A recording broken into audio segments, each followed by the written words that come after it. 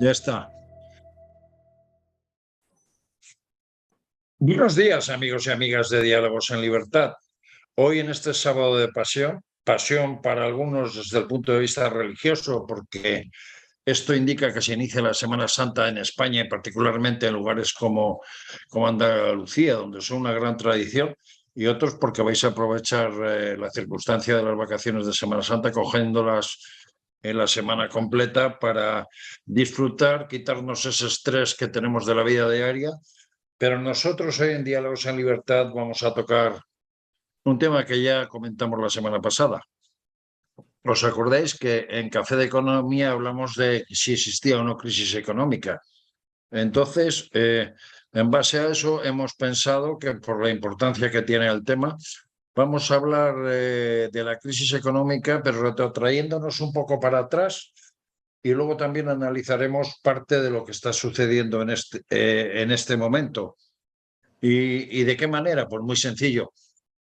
El 17 de enero de 2019, en el Boletín Oficial de las Cortes Generales, se publicó las conclusiones y todo el desarrollo relativo a la Comisión de Investigación de la Crisis Financiera que tuvo lugar en la legislatura de Mariano Rajoy en el Congreso de los Diputados.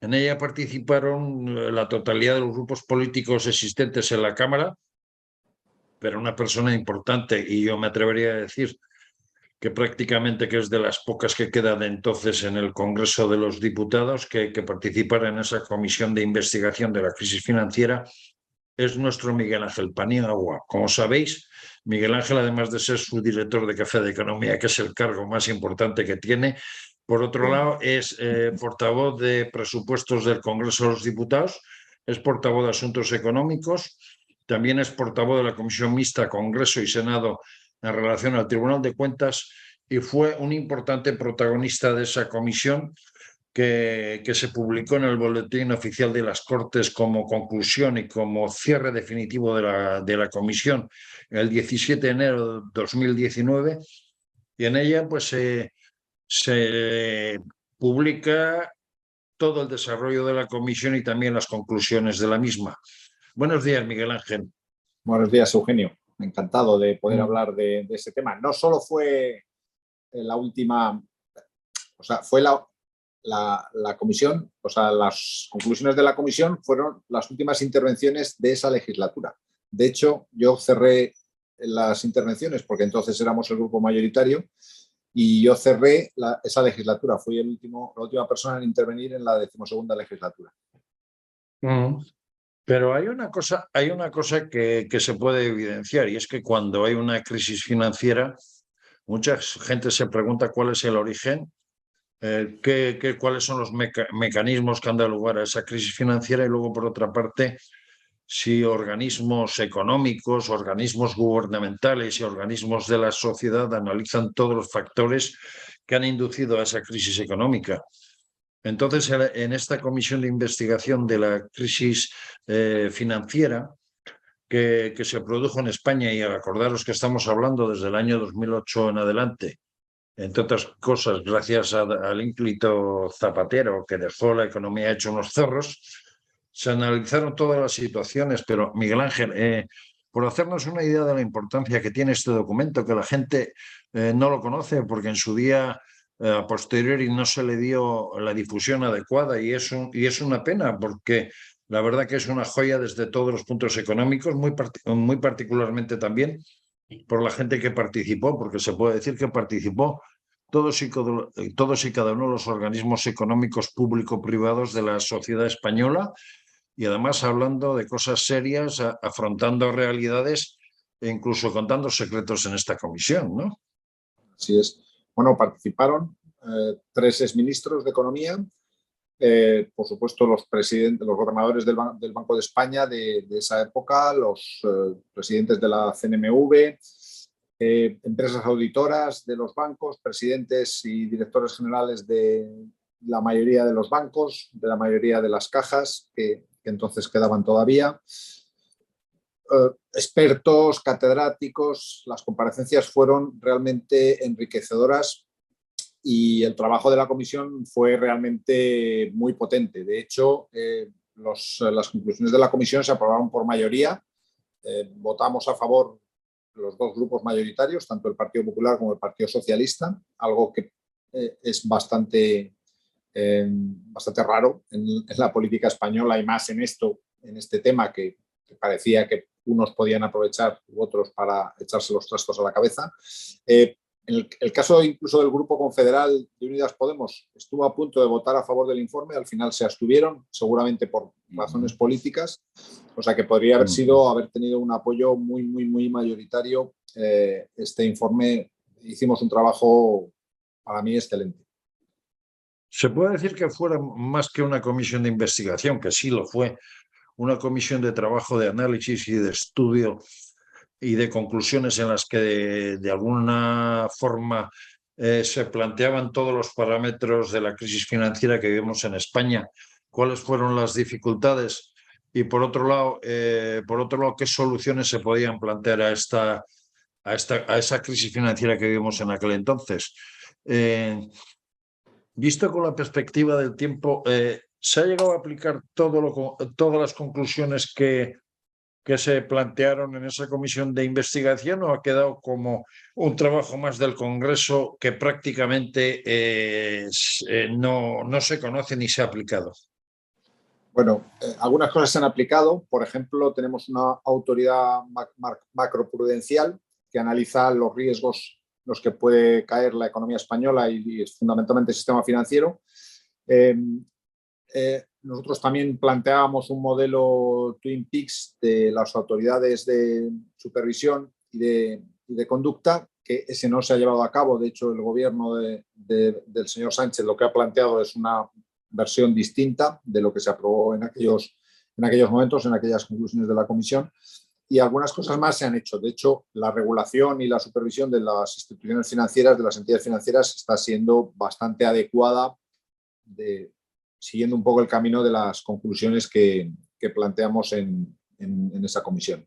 O sea que una parte sí, otras no, pero en general yo creo que fue de las comisiones que primero que se han trabajado muy bien, y después que yo creo que han tenido una repercusión profesional mejor, de las mejores. Yo creo que la mayoría de las comisiones de investigación se utilizan exclusivamente para castigar a un partido, y esta fue una comisión de verdad de trabajo, y ya te digo que estuvimos a punto de conseguir que incluso el Grupo Confederal votara a favor de las conclusiones, cuando el tema de los bancos, ya sabéis, que para Podemos y para todos estos grupos era algo, es una de las partes, de las bases de su discurso político, ¿no? Y aún así, casi a punto estuvimos de que pudiera votar a favor.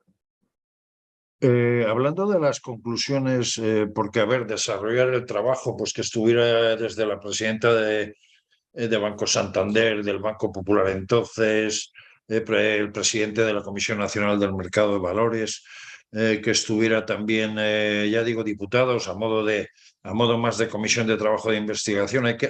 Para que la gente sepa un poco cómo funciona estas comisiones, va un compareciente y es parecido, por ejemplo, a lo que puede ser una comisión de Economía y Hacienda. Y es que el interviniente primero, la persona que comparece, hace una exposición y luego los representantes de la comisión, pues a través de preguntas, por orden, vamos a decir, de menor a mayor o de mayor a menor, van planteando cuestiones que son contestadas, y generalmente además se puede aprovechar una cosa que diga un grupo para que el otro grupo la pida ampliar, etcétera, etcétera.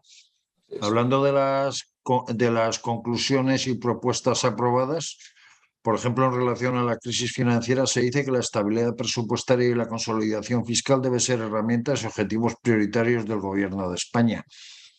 Esto se ha olvidado, ¿verdad, Miguel Ángel? Sí, en esta legislatura se ha olvidado completamente. También es verdad que Europa tampoco ha ayudado, porque también ha dejado manos libres a todos los gobiernos para evitar esa consolidación fiscal y para no cumplir las reglas fiscales. Pero hay algunos países que lo han cumplido, han seguido cumpliéndolo, y España, por ejemplo, no. De hecho, somos el país en el que más ha crecido la deuda pública, estamos en unos límites inasumibles, pero con unos déficits anuales. Ya el primer año que llegaron ya en el año 2020 ya subieron el déficit, o sea que lo llevábamos reduciendo desde el año 2012 hasta el 2019 y el primer año completo que hicieron de gestión del gobierno de Sánchez ya lo aumentaron otra vez. Estuvimos a punto otra vez de cruzar el límite del 3%, que era un límite que no nos dejaba cruzar Europa en aquellos tiempos, o sea que terrible. Luego hay otra segunda conclusión que dice que el gobierno de España debe tomar medidas cuando la política monetaria y fiscal europea no ajuste con la situación de nuestro ciclo económico. De ahí, por ejemplo, la creación del artículo 135 de la Constitución, en donde se exigía una equiparación fiscal y económica de las cuentas del Estado, ¿no? Así es. Ahí la Unión Europea, claro, es una unión con muchos países, con situaciones económicas distintas, ¿no? Y a veces el Banco Central Europeo o las autoridades comunitarias pues toman decisiones en base un poco a la mayoría de los países o a los intereses generales de Europa, ¿no? Pero a veces eso puede perjudicar a algún país concreto, ¿no? Lo vimos en la anterior crisis, por ejemplo, con algunas subidas de tipos en algunos momentos que no eran los adecuados para algunos países como España, pero para otros países sí que lo era. Y bueno, pues nos vimos perjudicados y entonces lo que hicimos es un mandato al gobierno nacional para que tome medidas complementarias a las que puedan tomar las autoridades europeas, el Banco de España y el Banco Central Europeo, en caso de que aquí se necesite otra política monetaria o otra política fiscal distinta de las que se toman o se plantean desde Europa. También se dice que las administraciones deben de estar suficientemente financiadas para evitar tentaciones de incremento de ingresos de forma temporal en algún sector de la actividad que pueda provocar la generación de una nueva burbuja. Esto nos va sonando a cosas que están pasando hoy en día, ¿no? Correcto. Nosotros llevamos ya, creo que son 7 años, me parece, pendientes de un acuerdo de financiación autonómica. Y en el caso de la financiación local, exactamente igual. Es algo que deberíamos haber hecho. El gobierno de Rajoy había iniciado los trámites para solucionarlo, pues con la moción de censura no lo pudo hacer. El gobierno de Sánchez prometió desde el primer día que iba a solucionar el problema de la financiación autonómica y no ha hecho nada todavía ni lo va a hacer antes del final de la legislatura. No ha querido enfrentarse a ello. Y es un problema cuando las comunidades autónomas o los ayuntamientos no tienen capacidad suficiente de financiación, pues van a promover todas aquellas actividades económicas que puedan favorecerle los ingresos, que es lo que pasó en la anterior crisis, cuando la burbuja del crédito inmobiliario empezó a crecer de forma desmedida. Los ayuntamientos y las comunidades autónomas necesitaban esos ingresos de las compraventas de viviendas y de las hipotecas para mantener su estado del bienestar, ¿no? Sus servicios sociales. Y eso fue lo que provocó que llegáramos donde llegamos. También se decía en esas conclusiones que el gobierno socialista de España entre 2008 y 2011 faltó a su deber de transparencia y al principio de precaución al minimizar la gravedad de la crisis en su fase inicial.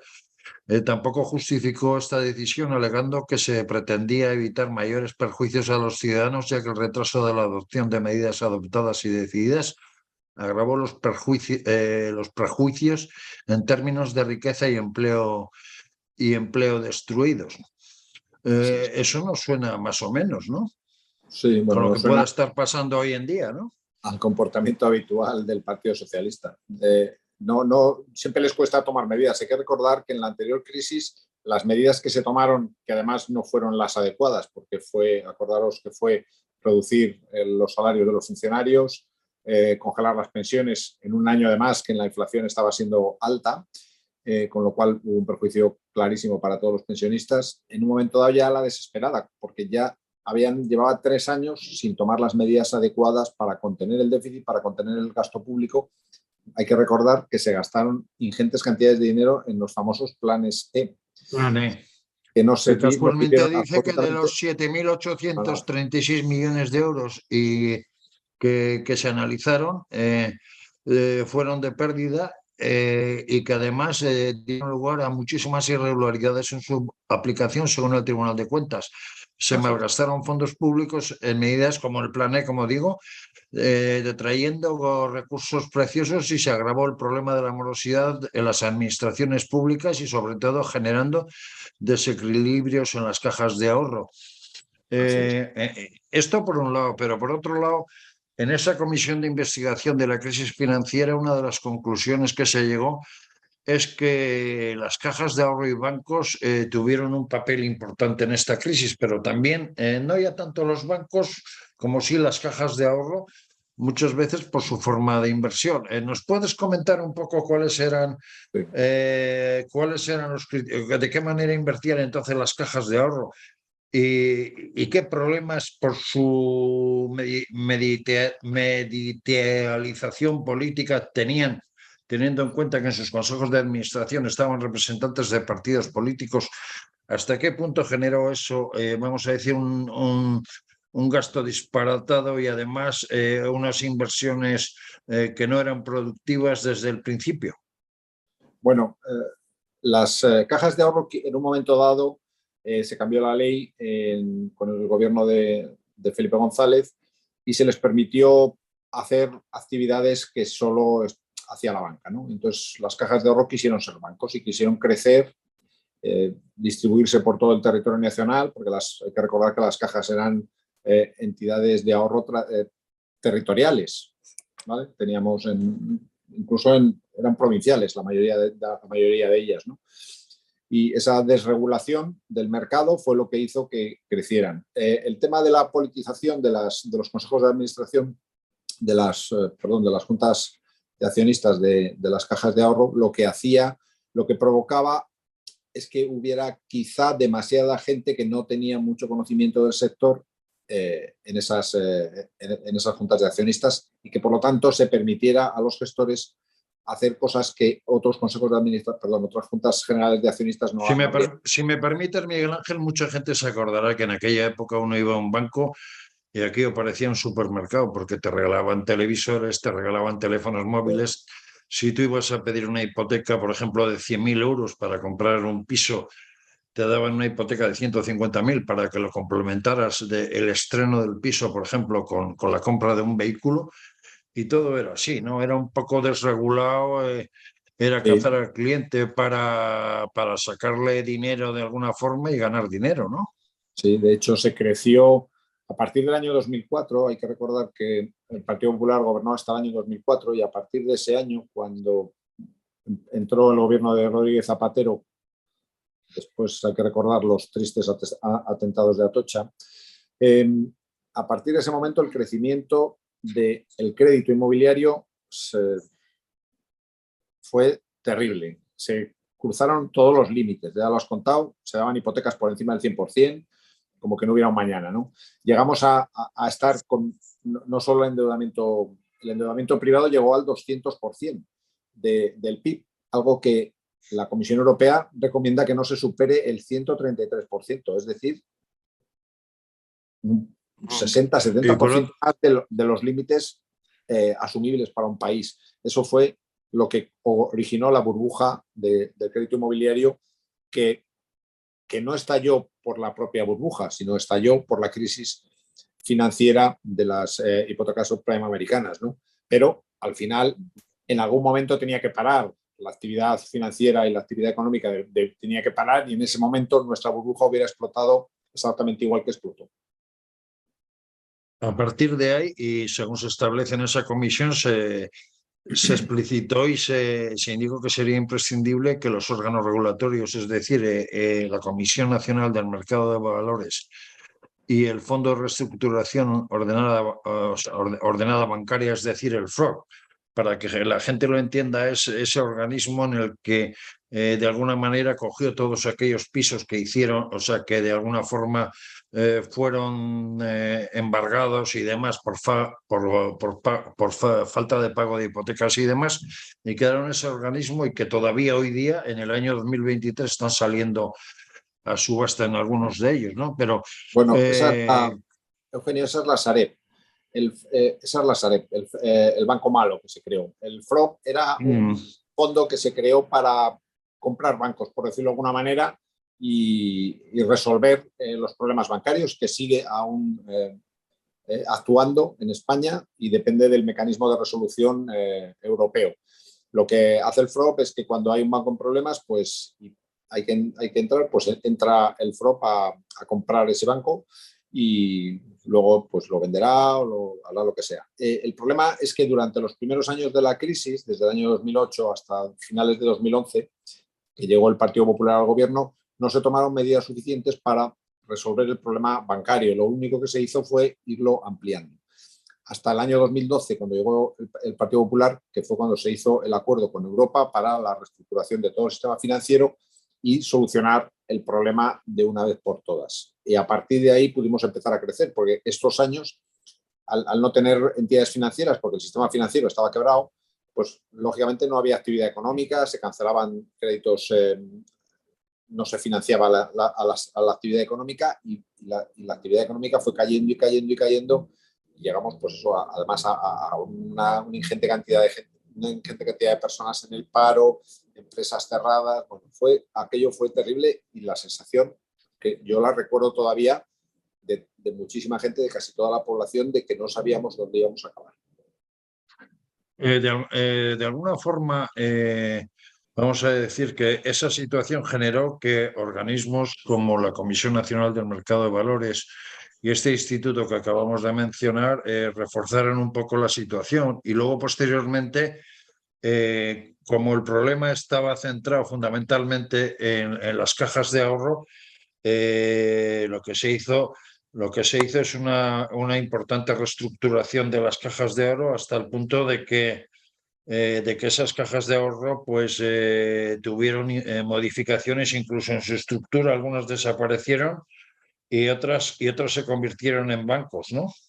Exacto. De hecho, creo que quedan solo 2 cajas de ahorro pequeñitas. Una en la Comunidad Valenciana y otra en las Islas Baleares. La Cucha será una de ellas, si no me equivoco. Es banco. Las vascas son bancos. Bueno, sí, banco, o sea, porque Cucha,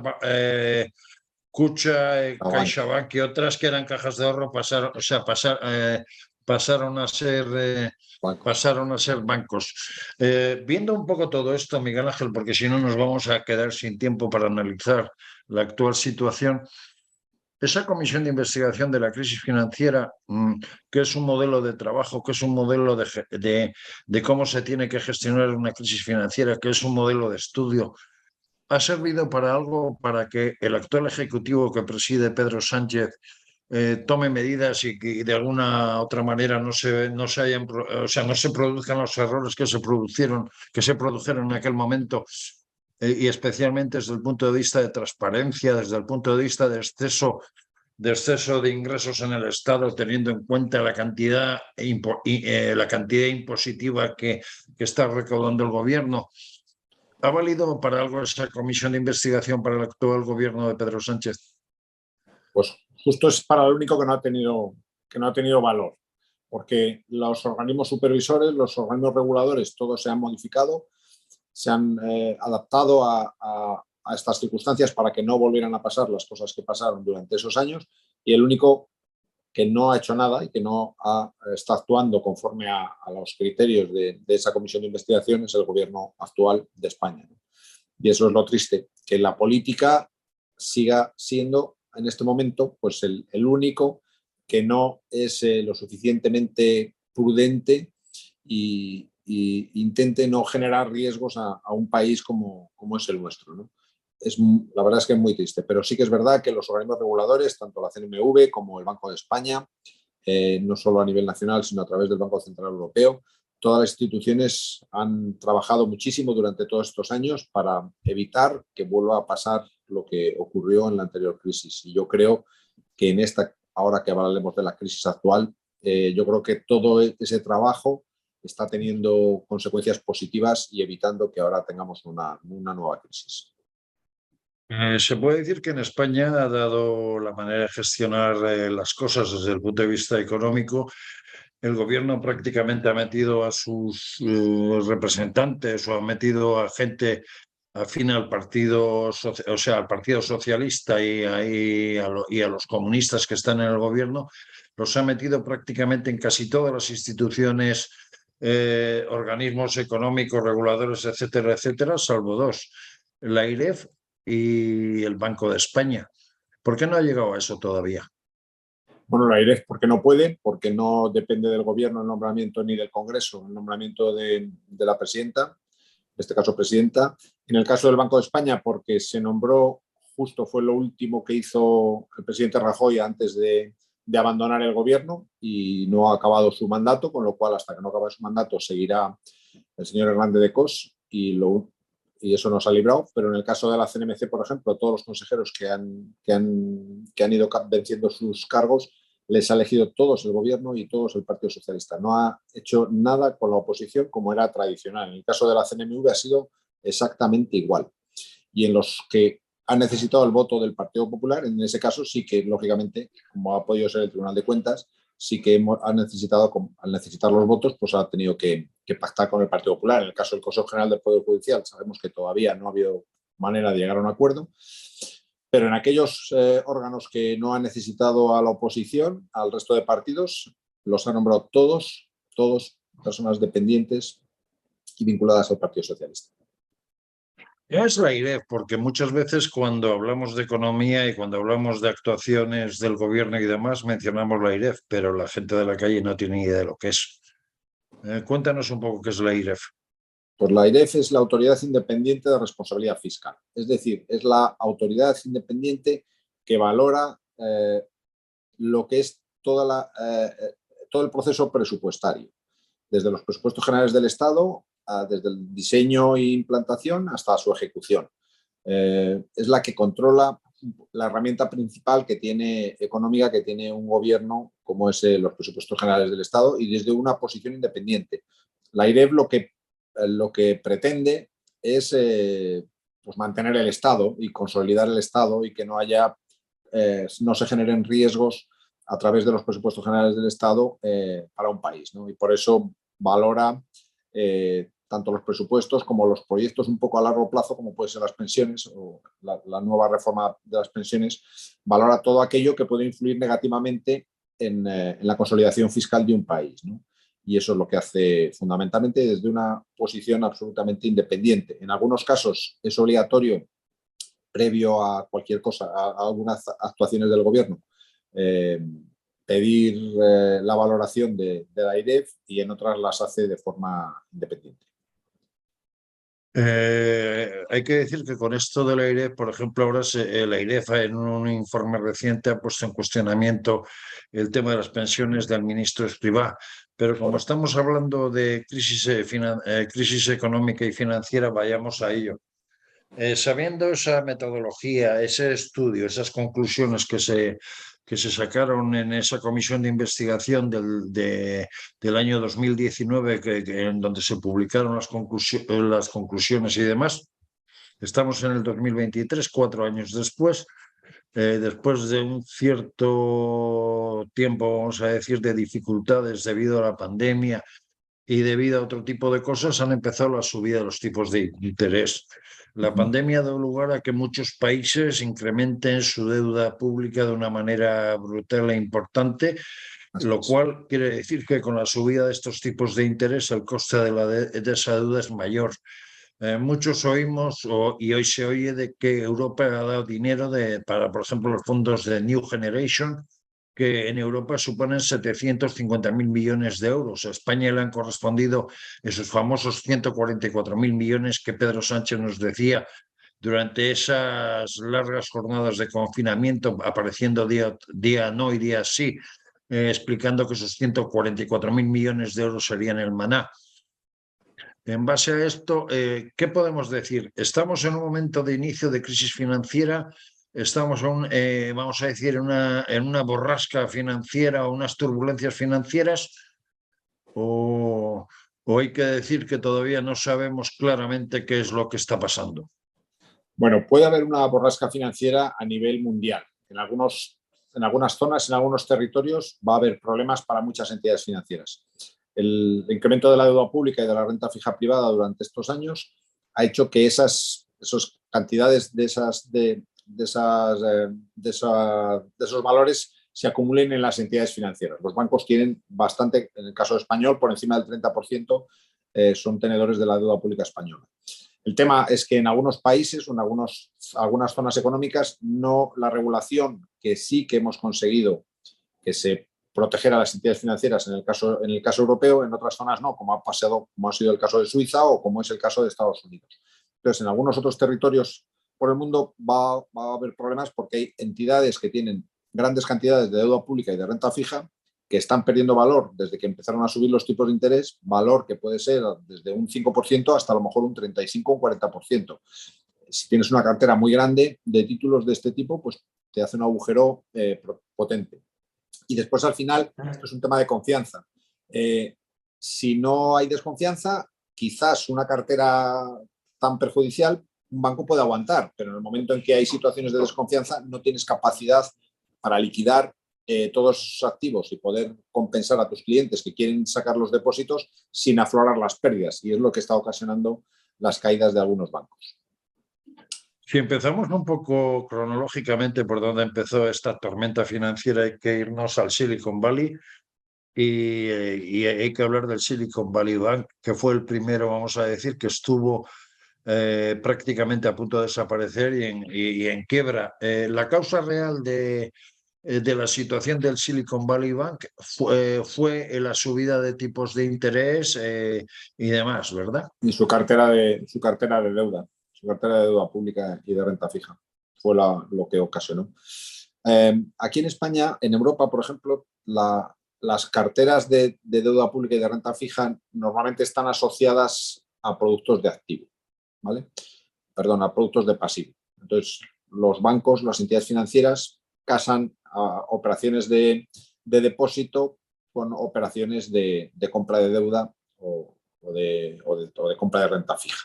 Todos esos títulos que están asociados, que están casados, no necesitan contabilizar las pérdidas de valoración hasta que no se venden. Y hasta que no, cuando llega el vencimiento, se cobra el 100% y las pérdidas no afloran. Pero sí las carteras de negociación.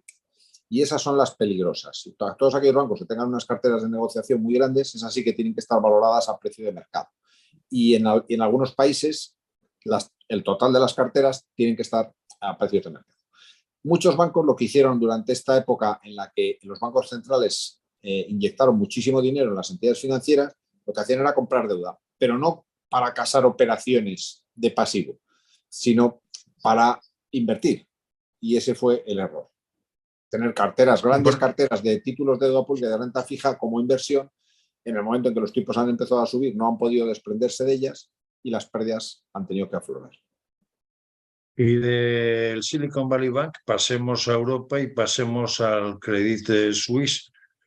Es un banco importante que prácticamente ha estado a puntito de ir a la quiebra. ¿Y cuál ha sido la razón de esa situación? Porque se habla de que, por un lado, el Fondo Soberano Saudí, que es accionista de la entidad, le dijo que hasta aquí hemos llegado con el dinero. Se habla de operaciones irregularidades de algunos directivos, se habla de muchas cosas, pero ¿la razón concreta cuál es? Bueno, la razón concreta sigue teniendo que ver con la cartera tan grande de deuda pública y de renta fija que tenía. Y las emisiones, en este caso, de cocos, ¿no? Pero al final, esto es mala gestión. No es más que mala gestión. Es decir, no inviertes adecuadamente, no realizas adecuadamente las inversiones y en un momento dado, pues eso aflora y no lo sé si habrá irregularidades, no tengo ni idea, pero claro, un accionista que está poniendo dinero en una entidad porque no está bien, porque no se están haciendo bien las cosas, llega un momento en que se cansa, eso suele ocasionar un problema bastante importante. Y en el momento en que se genera una cierta desconfianza, pues se cae. La confianza es básica en el sistema financiero. Si no hay confianza, hay que recordar que el Credit Suisse no pertenece a la zona euro, ¿vale? Claro. No está bajo las reglas del Banco Central Europeo, porque si hubiera estado bajo las reglas del Banco Central Europeo, seguramente no estaría en la situación en la que está. Por otro lado, en estos últimos días, aunque el Banco Central Europeo está llamando a la calma y ha dicho que la financiación y la capacidad de los bancos está absolutamente garantizada por el Banco Central Europeo y demás organismos, resulta que nos encontramos que el pasado martes se ha producido en Madrid registros policiales en entidades como el Banco Nacional, el BNP Paribas, en el HSBC, y en otras entidades con, por supuesto, fraudes fiscales. ¿Qué podemos decir de esto? Bueno, pues que viene en un momento bastante malo, claro. Esto si hubiera ocurrido en un momento normal, pues no hubiera sido nada. Pues bueno, pues es una investigación normal de las haciendas nacionales, pues por problemas de blanqueo que parece ser que son el tema por el que se está investigando, ¿no? Porque se estaba blanqueando y lavando dinero, ¿no? En otro momento no pasaría nada, pero claro, en este momento pues genera más desconfianza y como siempre os digo, la confianza es la base de lo que sostiene los sistemas financieros, ¿no? Entonces, espero que esto se aclare lo antes posible, sea lo más transparente posible y se explique exactamente qué ha pasado, hasta dónde llegan esas investigaciones, porque ya te digo, todo esto genera desconfianza y eso es muy negativo en momentos en que la desconfianza falta un poco en algunos sectores. Y otro de los elementos significativos de cualquier crisis financiera es el mercado de valores y las bolsas, tanto europeas como americanas y asiáticas.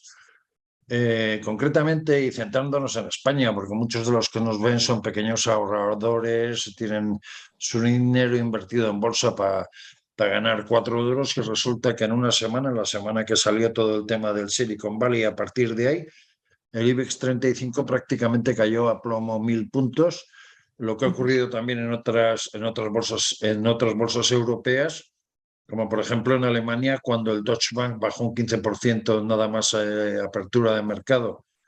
A Sí. esos inversores que tienen dinerito y que dicen, bueno, ahora mismo ha caído la bolsa, todos los organismos reguladores dicen que hay que tener confianza, que los mercados europeos están bien, que los bancos europeos están bien. ¿Es el momento de invertir? ¿Es el momento de esperar? ¿O es el momento de decir, me olvido de invertir en bolsa y Vuelvo espero a, porque puede haber riesgos importantes? Me haces volver a uno de mis trabajos anteriores, a la política, al asesoramiento de inversiones.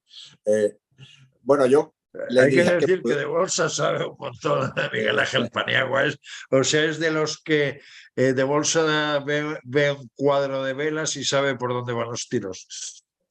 yo diría que en este momento prudencia, porque todavía desconocemos hasta dónde va a llegar este movimiento en el sistema financiero mundial.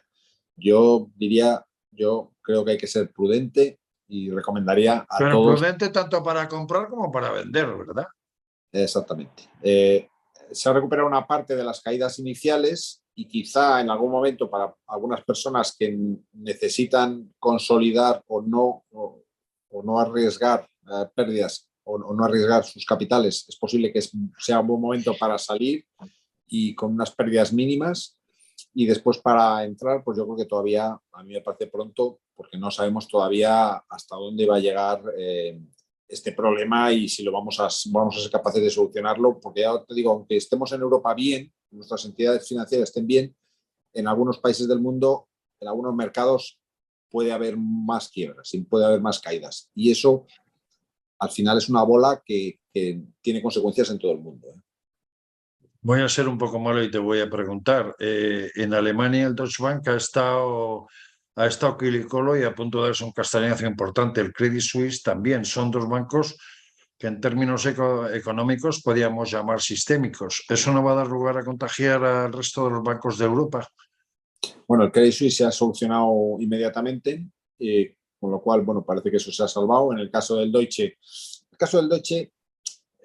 es tradicional, porque Deutsche Bank siempre, desde la anterior crisis financiera, siempre ha estado en la mira, en el punto de mira de los analistas. Siempre se ha pensado que no está tan bien como parece, ¿no? Y bueno, pues ahora ha sufrido ataques y parece que se han cortado. Hay que decir, además, que el Banco Central Europeo ha dicho,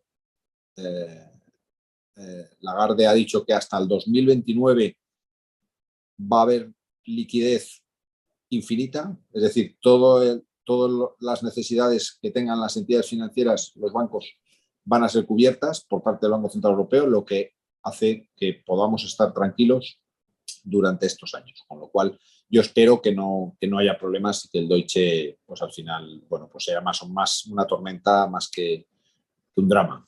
Porque la caída del Deutsche sería realmente un drama. Se supone que la subida de tipos de interés va a continuar, por lo menos en Estados Unidos se habla que hasta junio va a haber subidas, reduciendo 0,50 puntos a 0,25, a 0,25, o sea, o lo que sería 25 puntos básicos. Pero aquí en Europa parece que hay una cierta controversia por el hecho de que la gobernadora del Banco Central Europeo, Christine Lagarde, pues parece que se puede ver obligada a partir de junio a cambiar su política porque se considera que se ha subido de manera muy potente los tipos de interés, pero que no está frenando la inflación, que es una de las razones de la subida de esos tipos de interés y la manera de combatir la inflación. Está haciendo las cosas de manera correcta Lagarde. En junio, a partir de junio, quizás tendrá que reducir esa subida de tipos a 0,25 puntos básicos o bien tendrá que cambiar de política económica. ¿Qué es lo que piensas que puede pasar, Miguel Ángel? Bueno, muchas más cosas no puede hacer porque la única herramienta que tiene para luchar contra la inflación es la subida de tipos. Yo creo que el Banco Central Europeo llegó tarde a las subidas de tipos porque ya en el año 2021 hay que recordar que en el caso español tuvimos una inflación del 6,5%, es decir, que y durante ese año no se subieron los tipos de interés. O sea que se ha llegado tarde y ahora está generando tantos problemas. Primero la burbuja de deuda pública y de renta fija que afecta a las entidades y después el parón económico, lo que está afectando a la actividad económica de forma tan grande, pues y que eso puede provocar morosidad, paro, etcétera, que son consecuencias muy, muy negativas. Yo creo que se van a replantear las subidas de tipos de interés que tenían previstas y que serán un poco más pequeñas o incluso ninguna. Depende también cómo evolucione la inflación, ¿eh?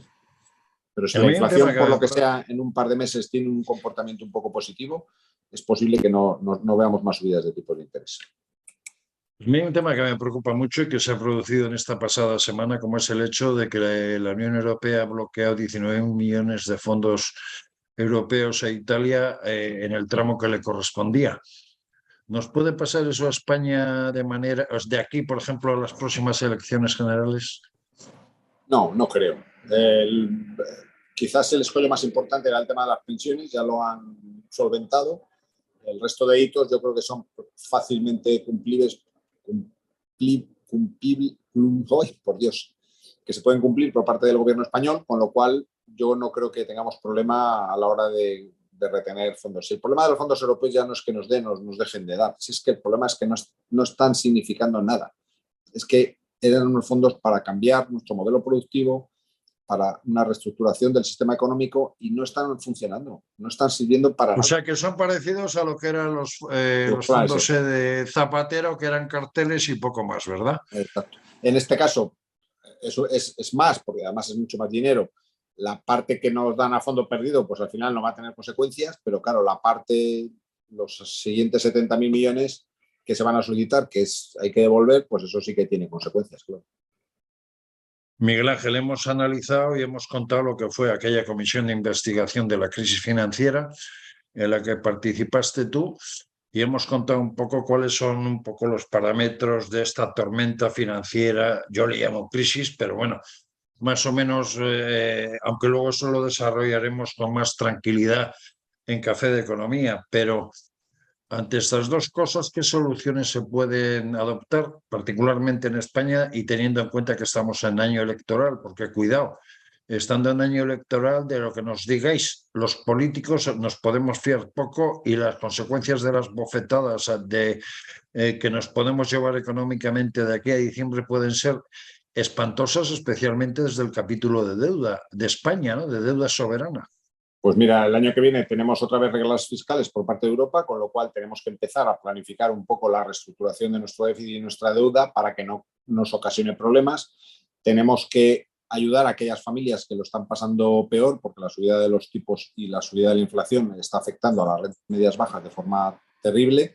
Y en vez de malgastar el dinero en campañas publicitarias, que es lo que hace el gobierno, por ejemplo, con los bonos a los jóvenes, etcétera, etcétera, pues hacer ayudas a aquellas familias que lo están pasando mal.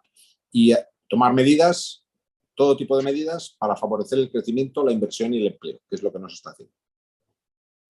Si el gobierno de España redujera esos 60.000 millones de gasto, de exceso de gasto que tiene en la actualidad, y le sumara esos 30.000 millones de exceso de recaudación que tiene también en la actualidad, casi nos pondríamos en un punto, en eliminar un punto del déficit público que tenemos.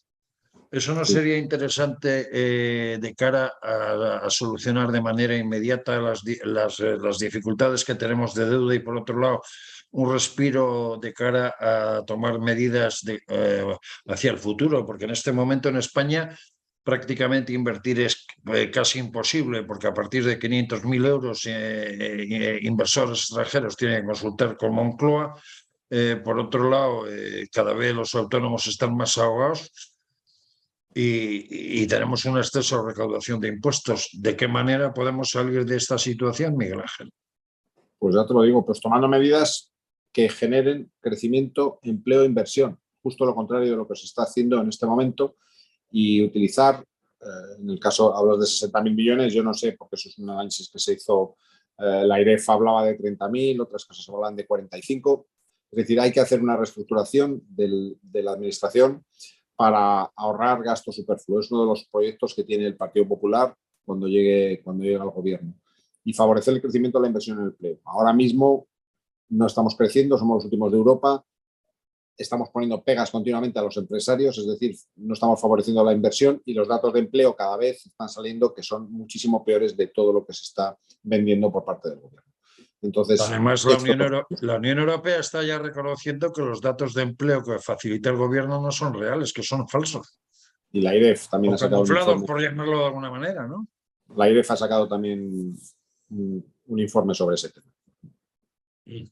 Pues amigos y amigas de Diálogos en Libertad, esto ha sido un poco nuestro repaso a lo que fue la Comisión de Investigación de la Crisis Financiera con uno de los mayores especialistas en crisis financiera de España, nuestro querido Miguel Ángel Paniagua, que como todos sabéis, aparte de que sabe de economía, de que sabe de economía un montón, pues ha tenido la oportunidad de participar en algo que en España nos tendríamos que acostumbrar en hacer este tipo de comisiones, este tipo de análisis sobre las distintas situaciones y sobre todo que fueran transparentes desde el punto de vista de su divulgación, porque si acudís, por ejemplo, al Boletín Oficial de las Cortes con fecha 17 de enero de 2019, os vais a encontrar 1000 folios maravillosos sobre lo que fue el trabajo de esa comisión.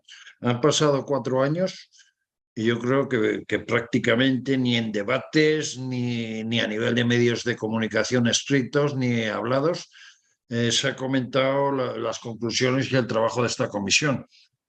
Y desde luego los españoles, por formación, por saber, por transparencia, es imprescindible que conozcamos estas cosas. Bien, amigos, ya olvidándonos del tema del programa de hoy, desearos unas felices vacaciones. Aquellos que vayáis a acudir a las procesiones de Semana Santa en Andalucía, pasarlo bien, pero tener mucha prudencia en esas larguísimas procesiones. Los demás aprovechar la playa y el buen tiempo y sobre todo descansar y a disfrutar. Amigos y amigas de Diálogos en Libertad, hasta después de Semana Santa. Un placer, Eugenio. Hasta luego.